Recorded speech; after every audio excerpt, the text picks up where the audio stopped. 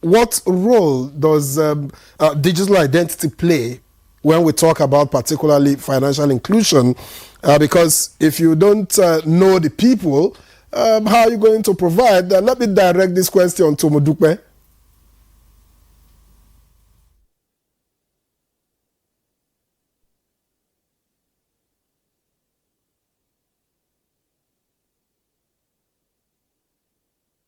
Good question.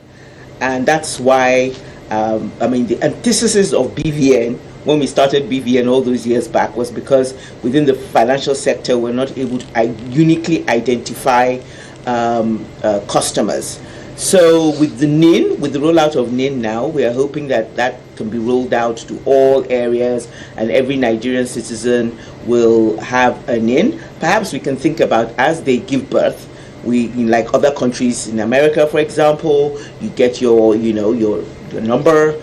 Yeah, exactly. So maybe we can use that way to sort of fast track it a little bit so that we don't have to wait for them to be 16 or 18 or 14. Everybody starts to get that BVN. We need to have that unique identity, and we need to make sure that unique identity can then be used across multiple things. Because I've been back in Nigeria for 15 years and I've had data capture like 50 times. You data capture for phone, for your passport, data capture here, data capture there. We shouldn't need to do that. It's that multiplicity of collecting the same information is what people often find frustrating. So if we can have one way, which is the NIN, and everybody knows what NIN stands for and how they can get their NIN, then that will enable us to uniquely identify all individuals. Then they can begin to get access to loans, access to pension, access to different social grants. All those things become a little bit easier for us. So that has to be one of the first few initiatives that we will be working on,